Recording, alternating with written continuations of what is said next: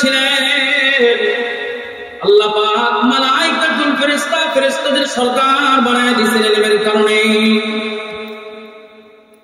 ইলমের ভিতরে তার তারাক্কি বহুত অনেক বেশি ছিল, আমলের ভিতরে তারাক্কি অনেক বেশি ছিল, যার কারণে আল্লাহ রাব্বুল আলামিন শয়তানকে সমস্ত ফেরেশতার সরদার বানায় দিয়েছিলেন। ইলম যতই থাক, আমল যতই থাক না কেন, বেয়াদব মাহরুমে দশটা ফজলের বেয়াদব সর্বদা আল্লাহ রাব্বুল আলামিনের নিকটে বেয়াদবি হবে।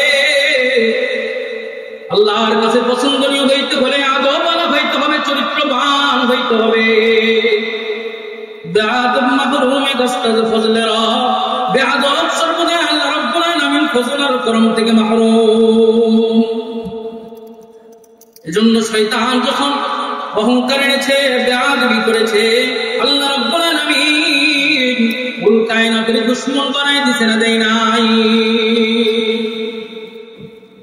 মানুষ তুমি যদি তাকব্বুরি করো, বেয়াদবি করো, আল্লাহ রাব্বুল আলামিন কুল কায়নাতের দুশমন তোমারও বানায় দিবে। অন্তরের ভিতরে যদি অহংকার আনো, আজকে আমেরিকার দিকে তাকায় দেখো, লাল চামড়ার দরেরা হাজার চেষ্টা করে আগুন নিভাইতে পারে না। এই লাল চামড়ার দলেরা আমার ফিলিস্তিনি ভাইকে মারার জন্য তারা বলেছিল কোন প্রকারের কোন চুক্তি চলবে না, বিনা চুক্তিতে তাদেরকে দুনিয়া থেকে উদ্ধার করে দাও।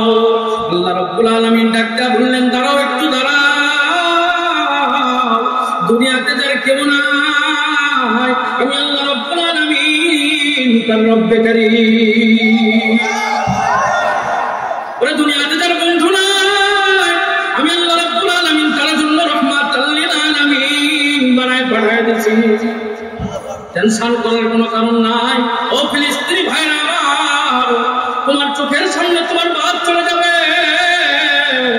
তোমার চোখের সামনে তোমার মা চলে যাবে, চিন্তার কোনো কারণ নাই। দুনিয়া থেকে বিদায় হওয়ার পরে আল্লাহ রাব্বুল আলামিন তাদের জন্য জান্নাতের ব্যবস্থা করেন। দুনিয়া থেকে বিদায় হবে, আল্লাহ রাব্বুল আলামিন তাদের জন্য জান্নাতের ব্যবস্থা করে রাখছে। আমেরিকা তুমি যতই চেষ্টা করো না কেন, বাংলার জমিনকে যদি তুমি মনে করো দুর্বল, তুমি যদি মনে করো মুসলমান দুর্বল, আফগানিস্তান দুর্বল,